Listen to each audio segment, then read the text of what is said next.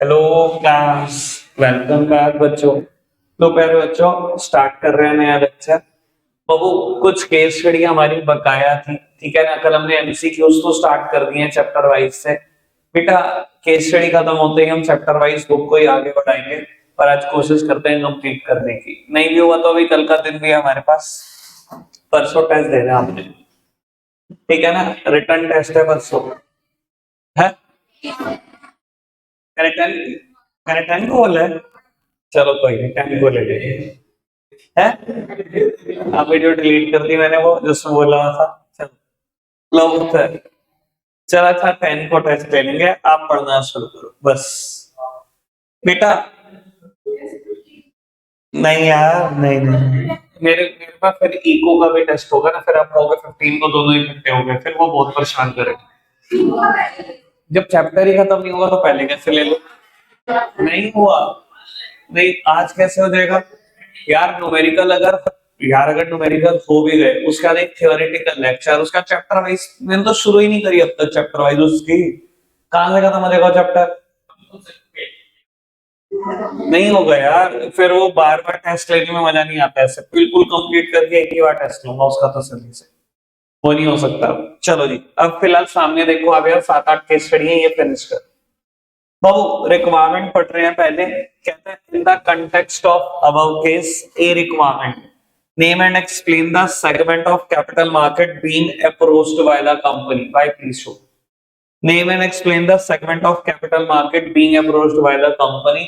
बेटा capital market का कौन सा सेगमेंट को अप्रोच कर रही है, यानी कि आंसर या तो बेटा प्राइमरी मार्केट होगा या सेकेंडरी, पढ़ेंगे पता लगेगा। और B part, identify the two method of flotation used by the company to raise the required capital, give one difference between them. Sir B part में उसने कहा कंपनी ने जो दो मेथड ऑफ फ्लोटेशन यूज करे उसके बारे में बता दो। सर जैसे उसने ये बात बोली, यानी कि ये पार्ट का आंसर कंफर्म होगा कि प्राइमरी मार्केट ही होगा। और इतनी कॉमन सेंस आपको चलानी पड़ेगी। और जो बच्चा केस पढ़ता है ना, शुरू से पढ़ता है, उसको कभी नहीं पता लगता इन चीजों के आंसर कि क्वेश्चन में खुद ही इंट दिया है। ठीक है जी, तो बेटा आंसर इस प्राइमरी मार्केट। अब दो मेथड के नाम सोचने हैं, बेटा आराम से रीड करो और मुझे बताओ फटाफट से। आंसर मिले, दोनों मिल गए। बेटा यहाँ पर लिखा हुआ है ऑफर फॉर सेल 4 करोड़ का था, पब्लिक इशू 2 करोड़ का था। Offer for cell public issue मतलब कुछ और नहीं बेटा, ऑफर थ्रू प्रोस्पेक्टस का ही दूसरा नाम। चलो ठीक,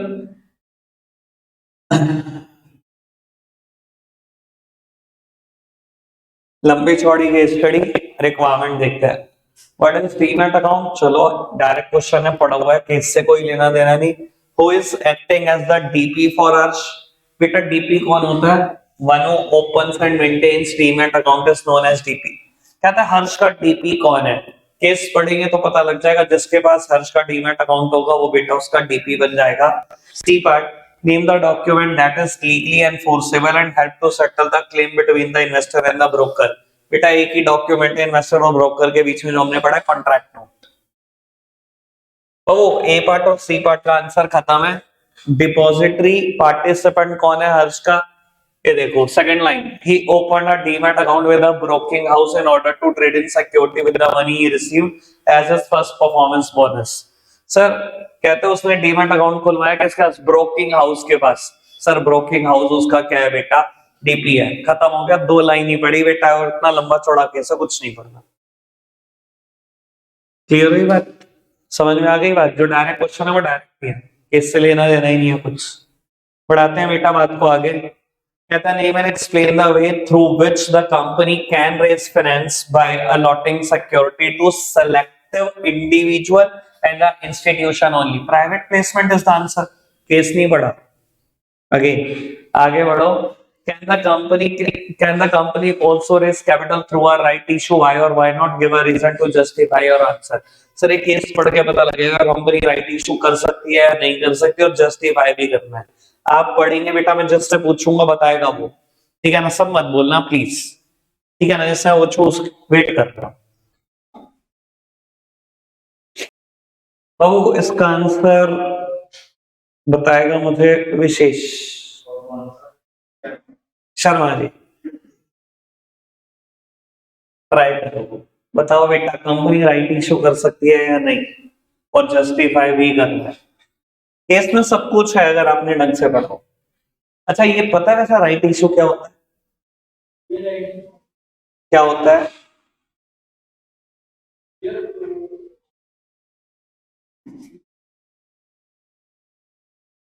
हाँ बता दे, हिंदी में बता दे भाई। अगर पता है और हम एक्सप्लेन नहीं कर पाएंगे, एक्सप्रेस नहीं कर पाएंगे तो लिखेंगे कैसे?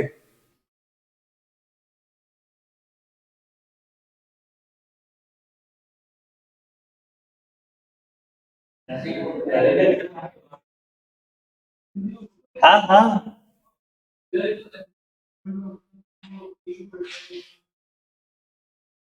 ठीक है, मेरे लिए इतना बहुत है। अब मेरे को तो ये बता कि कंपनी राइट इश्यू कर सकती है कि नहीं कर सकती इस केस में। सर मुझे नहीं पता आप इस चैप्टर को क्या समझते हो, इसकी बात 12 नंबर तक चली जाती है। ये बेचारा है तो परेशान है आजकल इसको। बाबू बता विशेष, तो बता दे।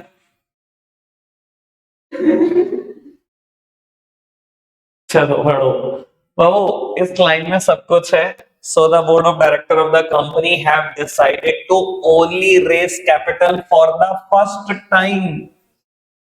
कंपनी पहली बार कैपिटल रेज कर रही है। देख विशेष, जब आप पहली बार रेज कर रहे हो कैपिटल, क्या आपके पास कोई एग्जिस्टिंग शेयर होल्डर होगा? नहीं होगा, तो राइट इशू का भी आपके दिमाग में आ भी सकता है, बात हो ही नहीं सकता। हो गया जस्टिफाई, समझ आई? ठीक है बाबू, आप थोड़ा ज्यादा फोकस करो ना, पहली बार कर रहे हो, ठीक है ना? ये सब झेल लेंगे, इन्होंने सब किया हुआ है पहले ये केस स्टडीज, ठीक है ना? तो इनके चक्कर में मत पड़, ये तो एक गपोड़ों में लगाएंगे। चलो पढ़ो बेटा। कहते हैं हाँ बिल्कुल बिल्कुल, तो भी सही जा रही है Prachi. Identify the two different type of capital market being referred to by quoting line from the para. बेटा कहते हैं कैपिटल मार्केट के डिफरेंट टाइप है, ठीक है ना? लाइन कोट करके बता देना सर, दो ही है, प्राइमरी और सेकेंडरी, दोनों का जिक्र होगा पक्की बात। State any four differences between the two different type of capital market as identified in part A, और डिफरेंस लिखा जाएगा। सर लाइन कोट कर दो तो ज्यादा अच्छा है। करेगा कौन, मैं पहले बता देता हूँ, रिद्धि ट्राई करेगी, रिद्धि से नहीं होगा तो गर्व होता है। ठीक है जी, आराम से कर लो।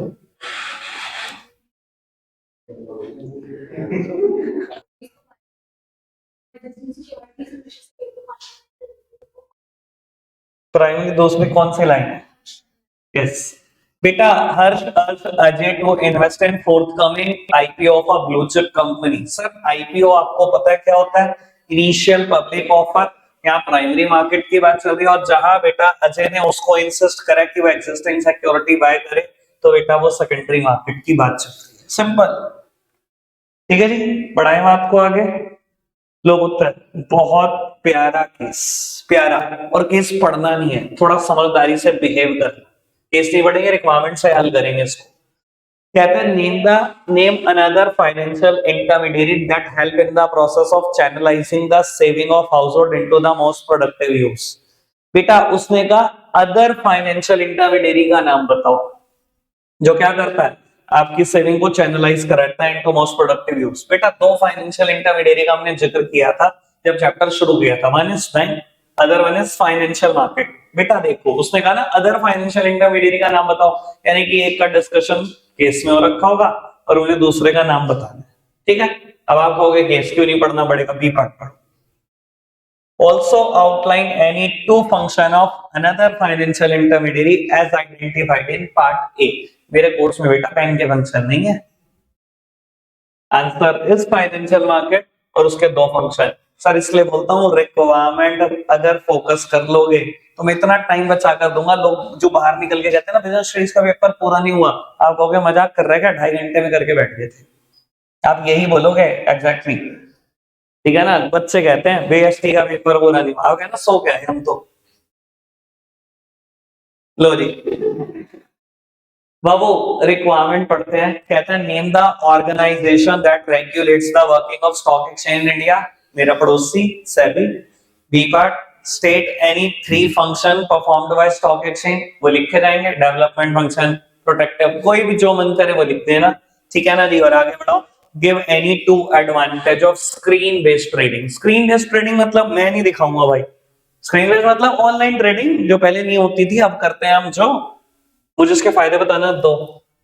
इसने पूछ लिया, कहीं है कोर्स में, नहीं है, आप बताओ क्या लिखोगे, लिख सकते हो। सबसे पहले तो बेटा टाइम सेविंग है, सबसे पहली बात, टाइम एफर्ट्स मनी सब कुछ सेव करते हैं आपका। वरना क्या होता था, वही कहानी, ब्रोकर को कॉल लगाओ, वो रिंग में बैठा है, कब कौन बात कराएगा हमें नहीं पता, टाइम खराब होता था उसमें बहुत। पहला फायदा, स्कैम से बच जाओगे, यानी कि इसको हम ऐसे लिख सकते हैं कि सिस्टम बहुत ट्रांसपेरेंट हो गया। भाई मैंने उसको कह दिया कि तू यूनियन बैंक के शेयर खरीद ले, चाहे वहां पर दाम रिंग में 96 चल रहा है, उसने कहा कि 100 चल रहा है, मैंने कहा 100 पे ही खरीद ले, मुझे पता ही नहीं लगता था दाम एक्चुअली में क्या चल रहा है, अगले दिन न्यूज़पेपर में आते थे दाम, ऐसे होता था, अगर तुम्हें पता हो। हमारे पापा बताते हैं कि न्यूज़पेपर में ऐसे दाम आया करते थे शेयर के, अगले दिन, तो हमें पता कैसे चलेगा, सिस्टम कोई ट्रांसपेरेंसी थी कोई थी नहीं बेटा। ब्रोकर को कॉल लगा और 96 का दाम चल रहा है, उसने कहा जी 100 का चल रहा है, मैंने कहा तू 100 पे खरीद दे, वो 4 रुपए पर शेयर का लॉस हुआ। और आज के तरीके में क्या है, मैं स्क्रीन पर देख सकता हूँ दाम क्या चल रहा है, तो सिस्टम इज ट्रांसपेरेंट है। वो जो बात क्रिश बोल रहा है कि स्कैम सब मतलब होते थे उस टाइम पर, उस वो बच जाओगे इस टाइम पर, तो वही बात मैं भी बोल रहा हूँ, ठीक है जी, समझ में आती है बेटा, बढ़ाए बात को आगे, चलो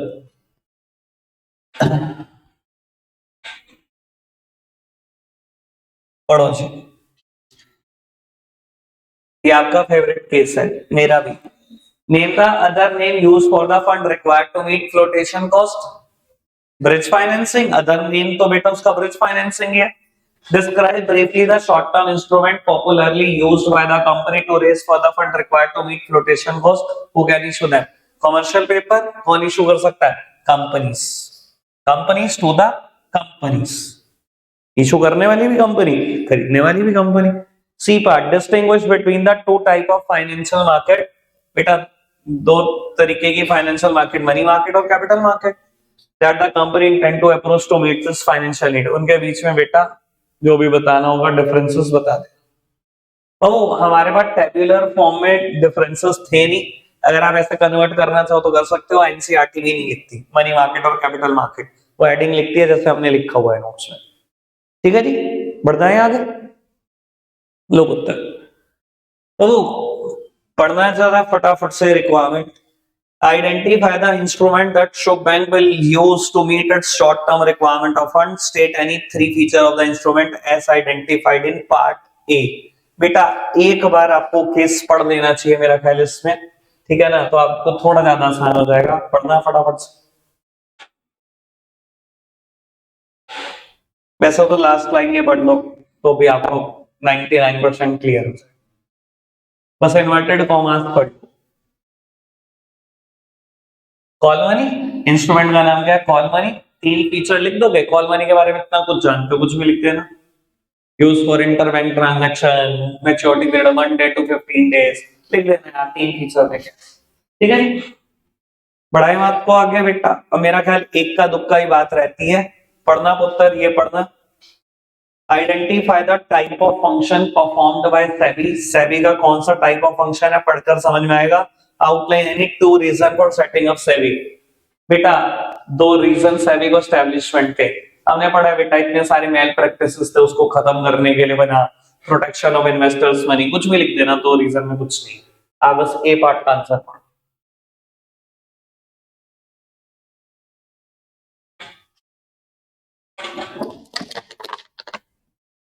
बाबू जो ये एक अथॉरिटी बनी हुई है, निज्म कोर्स कराती है, बहुत सारे कोर्सेज कराती है, ठीक है ना, जब आप इसके कोर्सेज क्लियर कर लेते हो, पास कर लेते हो, तो आप रजिस्टर्ड कंसल्टेंट बन जाते हो।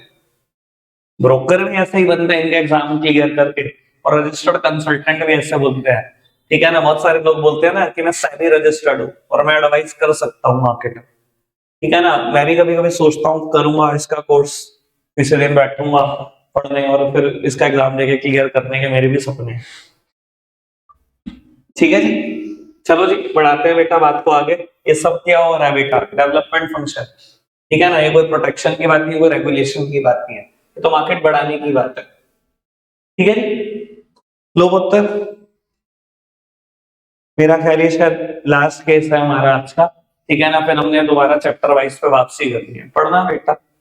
What is the name given to the intermediary like Golaki who serve as a link between the investor and depository? Sir case पढ़ने की जरूरत नहीं है, उसने कहा गोलकी कैसा इंटरमीडिएरी है, नाम बताओ। बेटा इन्वेस्टर और डिपॉजिटरी के बीच में एक ही होता है, डिपॉजिटरी पार्टिसिपेंट, केस नहीं पढ़ना। Name the depository operating in India, NSDL and CDSL, full form याद करो, national securities depository limited, central depository services limited, NSDL and CDSL, ठीक है ना। और आपको एक और बात बताऊं, सीडीएसएल का आईपीओ मार्केट में अवेलेबल, सॉरी सीडीएसएल के शेयर जो मार्केट में बिकते हैं आज की तारीख में, एनएसडीएल का आईपीओ बहुत जल्दी आने वाला है, जिस दिन आएगा पता नहीं आप यहां पर होंगे कि नहीं, वैसे मेरा ख्याल मार्च से पहले पहले उसकी एक्सपेक्टेशन है, आएगा तो आईपीओ जरूर अप्लाई करेंगे। अभी बता रहा हूं एडवांस आने वाला है एनएसडीएल का आईपीओ भी, ठीक है जी। चलो आगे बढ़ाते हैं बात को। Mention any one function performed bye गोलकी एज अ डीपी। बेटा एज अ डीपी क्या फंक्शन है गोलकी का, डीपी का फंक्शन क्या होता है याद करो, open and maintain demat account, last one. What are the two segment of capital market in which investor can deal through Golaki portal? Capital market के दो सेगमेंट, प्राइमरी एंड सेकेंडरी, बस मेरा ख्याल है एक आध केस और है भाई, नहीं चलो दैट्स इट। तो बस मैं चैप्टर वाइज के क्वेश्चन स्क्रीन पर फ्लैश कर रहा हूँ, 1 मिनट, ठीक है। अब ये गड़बड़ मत करना, अब इसमें ना एमसीक्यूज तो खत्म हो गए, अब 1 मार्कर्स हैं और क्वेश्चन, चलेगा इसमें कर दो। तो पहला क्वेश्चन है, ठीक है ना, जिससे पूछूंगा वो बताएगा, 1 मार्क क्वेश्चन है। सेबी के 2 डेवलपमेंटल फंक्शन बताएंगे बेटा, और वो ये बताएगा मेरे को कृष्णा। डेवलपमेंट फंक्शन 3 है बुक में, नोट्स में, 2 का नाम बताओ। ये तो डेवलपमेंट फंक्शन नहीं है,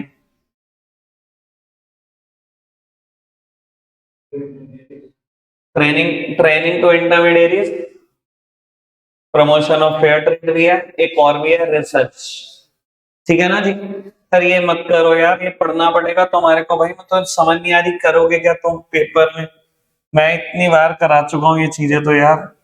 give the meaning of secondary market, चलो बाबू अगर ये मीनिंग वाली बात आ गई सेकेंडरी मार्केट की, मैं आपको बता देता हूँ आपको करना क्या चाहिए, प्रोबेबली मतलब मेरे हिसाब से। ओ क्या जनरल साइंस आपकी बहुत कुछ बताती है, सर बताती है, आप लिख सकते हो सेकेंडरी मार्केट में buying and selling of existing security, ये सब होता है, सब लिख सकते हो, ठीक है। मेरे हिसाब से आपको करना चाहिए, स्टॉक एक्सचेंज की डेफिनेशन आप लर्न करके जाओगे, वो लिखनी चाहिए, ऑथर का नाम हटा दे। ओ मीनिंग और डेफिनेशन में यही फर्क होता है, अगर मैंने अभी आपको बहुत दिनों से नहीं बताया तो बेटा ये याद कर लो, definition must be according to some author. अगर ये वर्ड लिखा होता है ना डिफाइन स्टॉक एक्सचेंज या सेकेंडरी मार्केट, तो बेटा मैं ऑथर के अकॉर्डिंग ही वर्ड्स देता। स्कैरा 1956 ने डेफिनेशन दी हुई है स्टॉक एक्सचेंज की, मैं वही लिखता।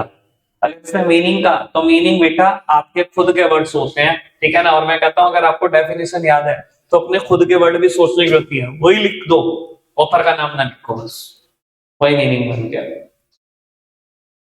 ठीक है जी। ओके बात, चलो give the meaning of money market, again बेटा जनरल बात है, हो जाएगी, जो मुश्किल है वो पूछूंगा। State the essential function of primary market, general बात हो जाएगा। मेंट बाय कैपिटल मार्केट हो जाएगा ये, चलो ये बढ़िया। एक रेगुलेटरी फंक्शन सेबी का, प्राची 7 है, कोई एक लेवाइंग ऑफ फीस याद होगा आपको बेटा, ठीक है ना। SEBI will levy fees fines penalty, ठीक है ना, अगर कोई भी सेबी की डायरेक्शन को कॉन्ट्रावेंशन करता है तो फीस फाइन पेनाल्टीज लगते हैं। चलो जी आगे बढ़ाते हैं। One protective function of SEBI, अंश, ठीक है जी, प्रोहिबिट अनफेयर ट्रेड प्रैक्टिसेस, या बेटा प्रिवेंट इनसाइडर ट्रेडिंग, या बेटा कुछ भी, उसमें हमने एजुकेट इन्वेस्टर, बहुत सारे पढ़े थे, 4 तो पढ़े थे। ठीक है जी, बढ़ जाए आगे पक्का से।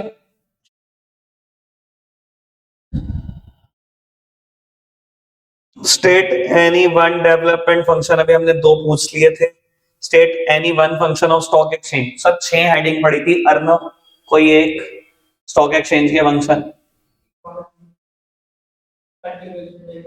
Contribution to economic growth, NCERT की हेडिंग चाहिए, बिल्कुल ठीक बोल दिया, कंट्रीब्यूशन टू इकोनॉमिक ग्रोथ। क्या था बेटा 6 हेडिंग आपको? What is meant by primary market, छोड़ो अब 2-3 मार्क के क्वेश्चन आने शुरू हो गए। ठीक है जी, हेडिंग्स तो पूछता ही रहूंगा मैं जैसे चल रहा है। ठीक है जी, और भगाते भी रहेंगे, खत्म भी करेंगे सर। लेकिन वैसे आप ये देखो कि लेवल इतना खतरनाक तो नहीं आया ना, जिस लेवल पे हमने इस चैप्टर को पढ़ा हुआ है, मुझे लगता है उस हिसाब से तो कुछ भी लेवल नहीं आता इसका। ठीक है ना। एक आध बात ऐसी है बेटा जो मुझे कंफर्म करानी है, जो कल आई थी और मैंने भी तुम्हें गलत बताई है। एक बात ऐसी है, आई मैंने उसके लिए बहुत मत्था बच्ची करी, कहीं ना कहीं से ढूंढ ही लिया आंसर उसका। ठीक है जी, अभी मैं करता हूँ वो भी डिस्कस आपके साथ। ठीक है ना, पहले और बातें कर दो बेटा। ये डायरेक्ट तो आ ही सकता है, 3 function of stock exchange, 3 function, लेकिन ये पढ़ो, ये भी पेपर में आया हुआ केसी है। Stock exchange not only contribute to the economic growth but also perform many other function, explain any 3 such function. बता दोगे? 6 है सान्या, याद है? हेडिंग नहीं है याद? Kanak, pricing of security, safety of transaction, contribution to economic growth के अलावा ही लिखते हैं, वो तो लिखा हुआ है ना उन्होंने। स्पेक्यूलेशन या स्प्रेडिंग ऑफ इक्विटी गाइड, हाँ स्प्रेडिंग ऑफ इक्विटी गाइड या प्रोवाइडिंग स्कोप फॉर स्पेक्यूलेशन, कुछ भी लिखो, 3 लिखने थे। ठीक है पुत्र, चल मतलब अगर ये कह, मतलब अगर ये कह भी देते हैं ना कि केस है, तो भाई ये सच में केस नहीं है, और ये 2014 तक का ही लेवल है। केस तो आज की तारीख में आता है। ये तो बहुत, मतलब इसे आप केस कह सकते हो? मुझे तो लगता नहीं है केस जैसा कुछ था, ये तो बच्चों वाली बात है।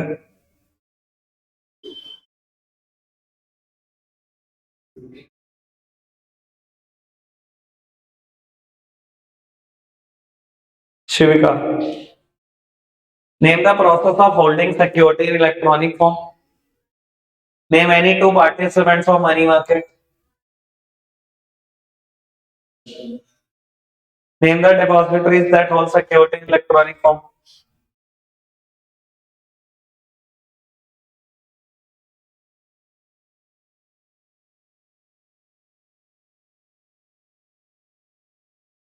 बाबू ये पढ़ना, ये 2022 में आया हुआ केस है। देखो ये पढ़ो बढ़िया, ये मत पढ़ो बेटा, ये पढ़ो तो आपको पता लगेगा कि लेवल क्या होता है। Conducting research and publishing information useful to all the market participants is a function performed by SEBI. State the 2 other function of the same category. Sir अगर पढ़ा होगा कि रिसर्च कहाँ है, तभी तो सेम कैटेगरी बताओगी। वो कौन सा फंक्शन? डेवलपमेंट फंक्शन, लिख के जाएंगे 2 और। चलो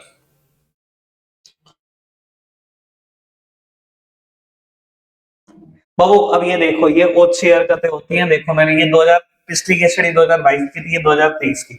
अब आज की तारीख में कोई आपको ये नहीं कहता कि कैपिटल मार्केट और मनी मार्केट में डिफरेंस लिख दो। अब आज की तारीख में आपको ये कहते हैं बेसिस भी हम बता रहे हैं, नहीं बेसिस पे चाहिए डिफरेंस। ठीक है ना। तो कहने का मतलब ये बेटा, अगर किसी चीज पे बुक में अगर डिफरेंस 8-10 बेसिस पे है, तो आप ये नहीं कह सकते कि मैं 6 पढ़ के चले जाता हूँ मेरी जान छूट जाएगी। सर आपकी जान नहीं छूटेगी 6 पढ़कर, 10 के 10 ही पढ़ जाएगी। ठीक है जी, क्रिश बताएगा ये मेरे को, पार्टिसिपेंट्स के बेसिस पे डिफरेंस कैपिटल मार्केट और मनी मार्केट।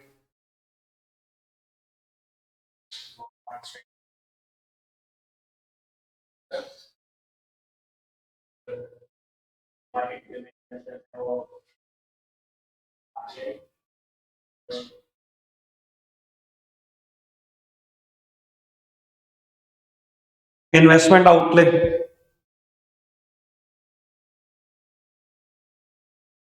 इन्वेस्टमेंट आउटले याद है? Money market entails huge amount of money, याद आई बात?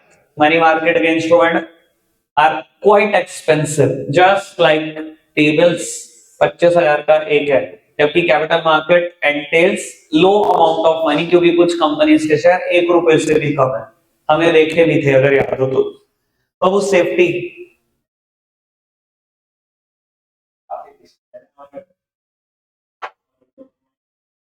बेटा, मनी मार्केट के पार्टिसिपेंट्स ही ऐसे हैं जिनको देख के पता लगता है कि money market is much safer. RBI, central government, ठीक है ना, कमर्शियल बैंक्स, ये बातें नहीं है बेटा, ठीक है ना। जबकि बेटा अगर मैं पार्टिसिपेंट्स की बात करूं कैपिटल मार्केट की, तो कंपनीज है, बात भी सकती है भाई, ठीक है ना, और पास्ट में ऐसा हुआ भी है। तो बेटा यहाँ पर सेफ्टी नहीं होती सर, ये बेसिस अब देंगे मतलब टीचर्स। कभी कभी ऐसे भी पेपर में आए हुए क्वेश्चन देखो 2013 में सीधा डिफरेंस पूछा हुआ है किसी भी 3 बेसिस पे, लेकिन 2023 में देखो लेवल और 2013 का लेवल देखो, तो मुश्किल करने की कोशिश की जाती है आज की तारीख में, ठीक है ना। बच्चे बहुत परेशान, हमने देखो 2010 में पेपर दे दिए, हम भी मजे कर रहे थे, तुम देखो। पढ़ो जी पुत्र, एक सेकंड एक सेकंड एक सेकंड एक सेकंड,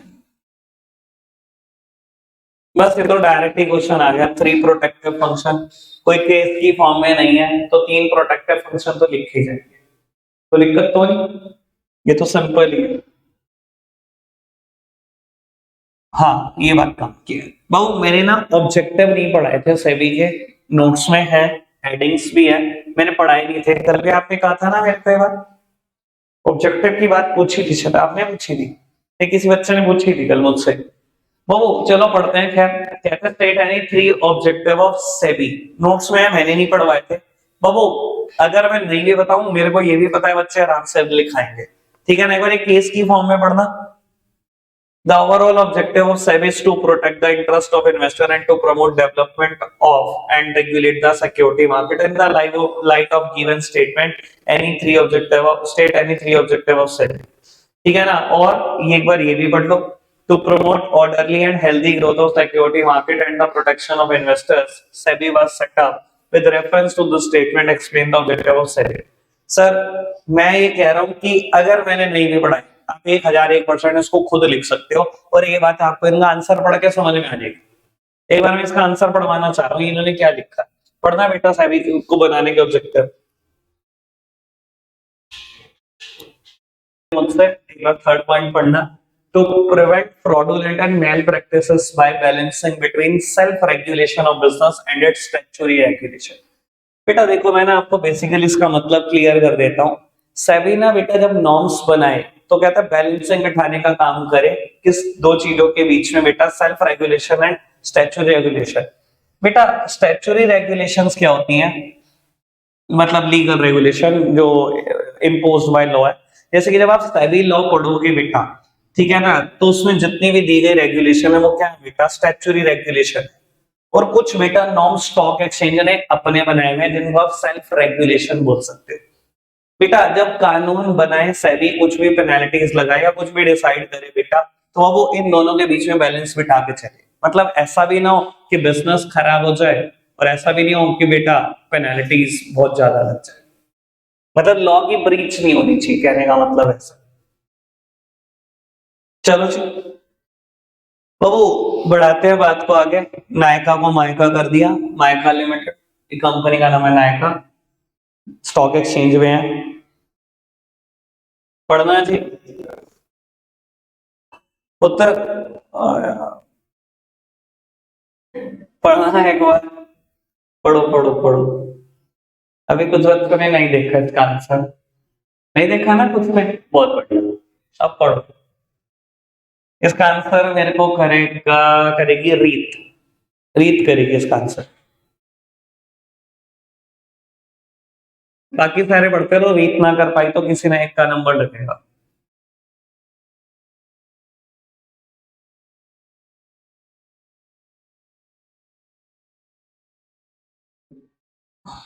कंपनी 100 करोड़ की एडिशनल कैपिटल चाहती है। चलो मैं एक बात, मैंने ना आपसे एक बार ना बैच में क्वेश्चन पूछा था, मैं दोबारा पहले वो क्वेश्चन पूछता हूँ, फिर इस केस को डिस्कस करता हूँ। प्लीज मेरी तरफ देखना और आराम से इस बात को समझने की कोशिश करना। बेटा प्राइमरी मार्केट में कौन सा शेयर बिकता है पहले याद कराओ मुझे। न्यू इशू, प्राइमरी मार्केट का दूसरा नाम होता है न्यू इशू मार्केट। शेयर जो पहली और पहली बार बिकता है वो कहाँ बिकता है बेटा? प्राइमरी मार्केट में बिकता है। और दूसरी बार वो पुराना हो जाता है तो वो कहाँ बिकता है बेटा? सेकेंडरी मार्केट में बिकता है। सुना भाई मुझसे? अब सुनना एक बार, मैंने पिछली बार ये केस बोला था बैच में और आपने गलत किया था, इस बार सही बोलना बेटा। एबीसी लिमिटेड एक कंपनी है, आज वो बेटा 2010 में बनी है, आज 2010 में मान के चलो, और आज वो कंपनी बनी है। कंपनी को जरूरत है 500 करोड़ रुपए की और पहली बार वो शेयर इशू करने जा रही है मार्केट में। कंपनी ने 500 करोड़ रुपए के शेयर इशू कर दिए पहली बार। ये कहाँ इशू करे? प्राइमरी मार्केट में ये शेयर इशू कर दिए कंपनी ने और कंपनी का धंधा चलता है। आज बेटा 2022 आ चुका है, 12 साल कंपनी हो चुका है, कंपनी को दोबारा 1000 करोड़ रुपए की जरूरत है। कंपनी ने दोबारा 1000 करोड़ के शेयर इशू करे। कहाँ इशू करे कंपनी ने? Don't tell me secondary market. क्या है बेटा? Primary market. हर वो शेयर जो पहली और पहली बार बिकता है वो प्राइमरी मार्केट में बिकता है बेटा। ऐसे केसेस मेरे टाइम में आते थे, बच्चे हमेशा आंसर लिखते थे सेकेंडरी मार्केट। भाई मैंने कभी ये थोड़ी कहा कि कंपनी जब पहली बार शेयर बेचती है तो प्राइमरी मार्केट, जब दोबारा बेचती है तो सेकेंडरी मार्केट। मैंने कभी ऐसा नहीं कहा। हर वो शेयर जो पहली और पहली बार बिकता है वो कहाँ बिकता है? Primary market. अब बेटा कंपनी को एडिशनल 100 करोड़ रुपए की जरूरत है, कहाँ बिके होंगे बेटा? सिक्योरिटीज, प्राइमरी मार्केट में तो बिकी होगी। क्या सजेशन दिया फाइनेंस मैनेजर ने कि इन शेयर को किसके थ्रू बेचो? ब्रोकर्स के थ्रू बेचो। सर ऑफर फॉर सेल के अलावा भी कोई ऑप्शन है प्राइमरी मार्केट में जब ब्रोकर के थ्रू बेचते हो आप सिक्योरिटी? ठीक है जी, answer is offer for cell.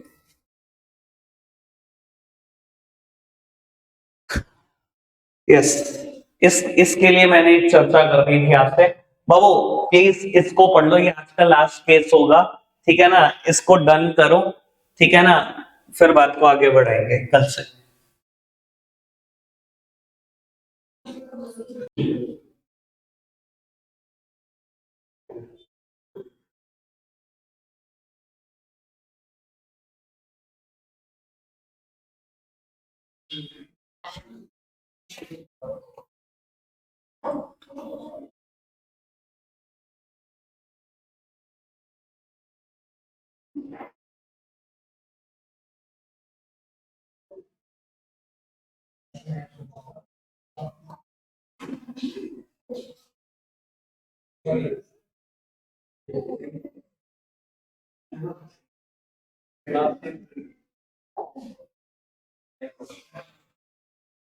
बाबू एक सेकंड सामने देखते रहो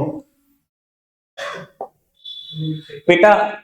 जब वो केस अभी हम पढ़ रहे थे ना, एक वर्ड आता था बेटा उसमें, promotion of fair trade and code of conduct in the security market, यही आता ना। उसकी कैटेगरी के बेटा 2-3 फंक्शन और पूछ लिए जाते हैं। सर मेरे को ना ये कंफ्यूजन थी, कल मैंने शायद इसका आंसर रेगुलेटरी फंक्शन बोल दिया था आपको, ठीक है ना? ये बेटा प्रोटेक्टिव में मेंशन, ये देख लो बेटा, इट इज फ्रॉम एनसीईआरटी, ठीक है ना? तो बेटा एनसीईआरटी हमेशा हमारे लिए बेंचमार्क है, जहां एनसीईआरटी लिखती है वही चीज ठीक है बेटा। ये देखो प्रोटेक्टिव फंक्शन में लिखा हुआ है, जबकि प्रमोशन ऑफ फेयर ट्रेड तो लगभग हर जगह पे मिल जाता है, पर हम वो होता है ना कहीं क्लैरिटी की जरूरत होती है, तो उसने साथ में ये वर्ड ऐड किया हुआ है, कोड ऑफ कंडक्ट वाली बात, ये प्रोटेक्टिव फंक्शन में लिखा हुआ है एनसीईआरटी। तो ध्यान रखना, मैं प्रोटेक्टिव फंक्शन ही लिखना है आंसर। क्लियर है? बाकी थोड़ा सा मेरा मुद्दा रहता है, मुझे लगता है कल का थोड़ा सा टाइम और लगेगा, फिर मैं कल ही एक नया चैप्टर शुरू कर दूं, ठीक है यार? एग्जाम आइडिया से इसको थोड़ा सा आप कोशिश करना पड़ना, ठीक है जी? आज के लिए रखते इतना ही है प्यारे बच्चों, बाय बाय।